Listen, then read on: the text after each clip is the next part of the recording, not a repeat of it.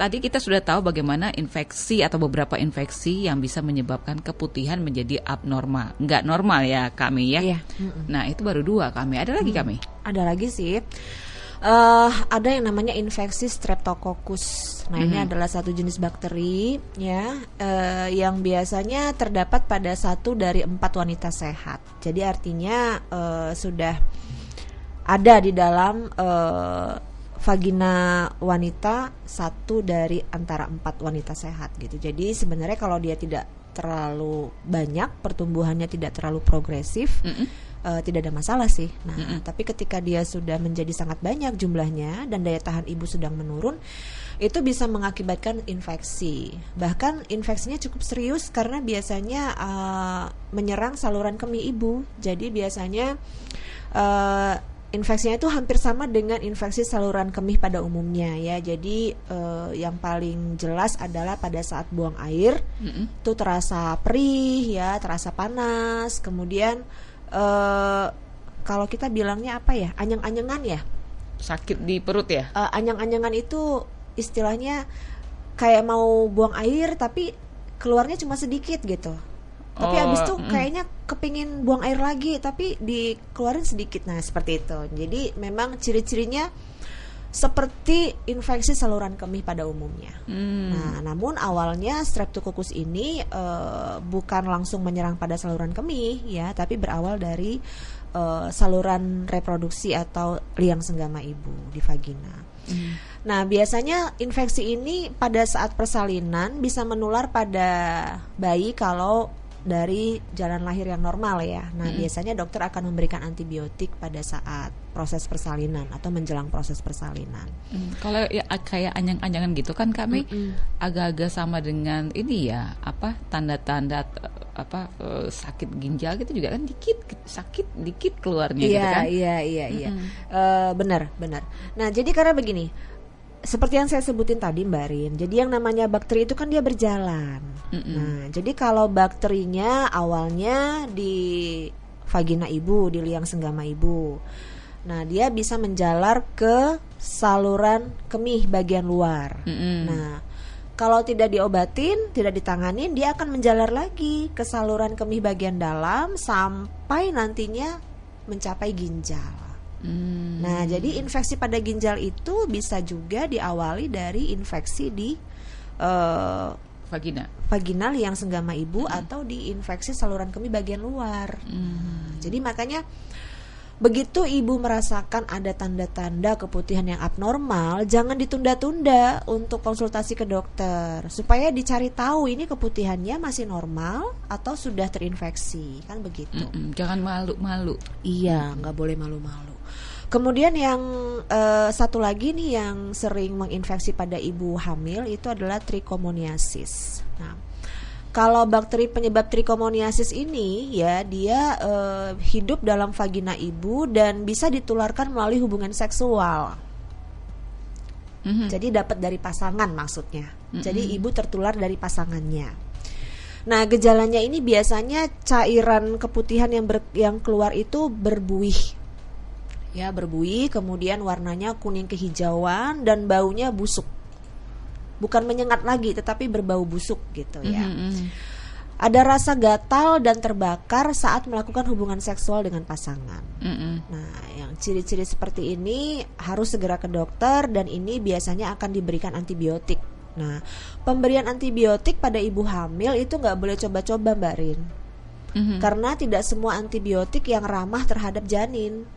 Ya, jadi hanya dokter yang tahu mana antibiotik yang aman untuk janin, mana antibiotik yang berbahaya untuk janin. Jadi nggak boleh coba-coba gitu. Apalagi kalau mengalami tanda-tanda infeksi trichomonas tadi. Jadi kalau sudah berbuih, keluarnya keputihan itu berbuih, warnanya sudah hijau gitu ya, baunya busuk, hijau-hijau kayak nanah gitu ya. Gatal, iya, nyeri saat buang air, nah itu harus segera konsultasi ke dokter.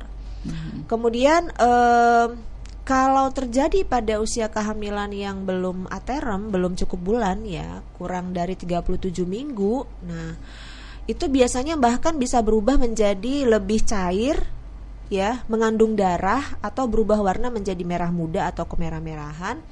Nah, ini hati-hati, harus waspada karena ini bisa menjadi tanda-tanda kelahiran prematur. Nah, sebenarnya kelahiran prematur itu bermasalah nggak sih Kame? Maksudnya apa nih, bermasalah untuk bayinya gitu? Ya udah pasti dong. Karena pasti kita ada harus masalah. di warning nih, jangan sampai prematur. Memangnya kalau prematur kenapa Ya, kan gitu? karena kalau pada bayi yang lahirnya prematur kurang bulan itu biasanya paru-parunya belum sempurna, Mbak Rin. Nah, jadi kalau paru-parunya belum sempurna tentu kan kebayang ya gimana pernafasannya pasti akan terganggu. Tidak bisa bernafas secara spontan. Nah, tuh. Nah, jadi kalau bayi lahir kurang bulan, paru-paru belum berkembang dengan sempurna, pernafasannya kan tidak bisa spontan. Nah, jadi ini yang bahayanya di sini. Jadi bisa mengakibatkan kematian pada bayi baru lahir. Nah, jadi kalau ibu hamil mengalami infeksi di organ reproduksinya, di liang senggama ya. Nah, itu kan deket banget tuh dengan selaput ketuban.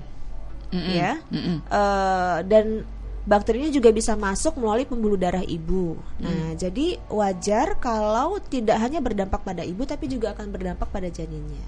Seperti kelahiran prematur, ya ketuban pecah dini, karena selaput ketubannya terinfeksi juga kan, jadi gampang robek. Akhirnya ketuban pecah dini. Kalau sudah ketuban pecah dini, kehamilan belum cukup bulan, terjadilah kelahiran prematur. Kalau sudah prematur, biasanya berat badan lahirnya kecil, kurang dari 2.500 gram. Jadi kondisi ini harus diantisipasi oleh ibu. Jadi ibu harus benar-benar paham mana yang keputihan normal, mana yang abnormal, kapan harus konsultasi ke tenaga kesehatan. Oke, ada pertanyaan yang saya dapatkan ini dari Ibu Tika. Beda, saya nggak tahu nih pertanyaannya, beda keputihan atau cairan karena rangsangan. Makanya saya agak iya. Itu lubrikan ya, lubrikasi, lubrikan. Nah, ini bedanya di mana? Saya nggak tahu, kalau rangsangan tadi pas keluar karena rangsangan tapi mungkin karena keputihan juga kalian. Tapi bedanya apa? Iya. Bedanya tentunya pertama cairannya juga ya sedikit berbeda sih ya. Tapi sama-sama bening. Sama-sama bening, tetapi berasalnya dari mana, sumbernya dari mana, keluarnya dari mana. Nah, itu berbeda. Ya, jadi kalau yang keputihan tadi kan dari serviks ya, dari mulut rahim. Nah, kalau yang lubrikan tadi, yang cairan bening sifatnya lebih licin ya, dia tuh licin seperti minyak gitu ya. Karena namanya kan lubrikan ya. Fungsinya kan untuk melicinkan, ya melicinkan liang senggama supaya kita siap untuk berhubungan dengan pasangan ya, siap menerima penetrasi penis dari pasangan lah seperti. Jadi ada perlu lubrikan, pelicin. Nah, itu sumbernya berbeda. Itu tidak keluar dari mulut rahim ya. Ya, jadi itu posisinya di bagian atas liang senggama. Keluarnya dari situ. Nah, dan dia lebih licin dari klitoris. Bukan juga. Di dekat situ. Oh, dekat-dekat situ lah. Ya. Nah, jadi dan dia lebih licin, bening, dan pasti bening, licin, dan jumlahnya juga sedikit, tidak sebanyak kalau keputihan yang normal gitu. Jadi kalau dia berasal dari mulut rahim, jumlahnya lebih banyak. Walaupun sama-sama bening, tetapi yang cairan lubrikan akibat rangsangan tadi itu jumlahnya lebih sedikit dan lebih licin. Nah, kemudian kapan keluarnya? Nah, tuh bedanya ya. Iya. Dilihat dari kapan kalau keluarnya. yang cairan lubrikan tadi tentu keluarnya pada saat ibu mengalami rangsangan seksual. Nah, sedangkan kalau keputihan itu nggak harus mengalami rangsangan seksual, juga dia akan dikeluarkan setiap hari dari mulut rahim ibu gitu. Jadi seperti itu Ibu Tika. Sudah tahu ya kita, jadi beda keputihan dengan cairan karena rangsangan, lubrikan. Jadi kalau biasanya kalau kita tidak menerima rangsangan seksual, cairan lubrikan tadi tidak akan keluar. Jadi kalau tidak menerima rangsangan seksual keluar, itu bisa jadi keputihan. Nah ya, jadi kalau misalnya ibu nih merasa saya tidak sedang menerima rangsangan seksual, saya juga sedang tidak merasa bergairah ya, tapi kan nggak harus dengan terasa, pasangan ya rangsangan seksual. Kalau menonton juga bisa ada bisa menghayal aja bisa. Nah itu cairan lubrikan atau cairan keputihan? Ya kalau pada ibu yang sedang hamil ya bisa bercampur kan ya. Nah itu makanya mungkin ini maksud Tika apa yang mana bedanya? Mungkin gitu kali ya. Ya itu jadi ketika kita sedang tidak mengalami keputihan, ketika dalam kondisi-kondisi yang stabil, yang tidak sedang hamil, tidak sedang menjelang menstruasi, biasanya kan pakaian dalam kita kering ya. Nah kan nandainya gitu. Nah terus tiba-tiba kok lembab, kok basah. Nah kita ingat, oh ya tadi baru menghayal, oh tadi baru nonton, oh tadi baru.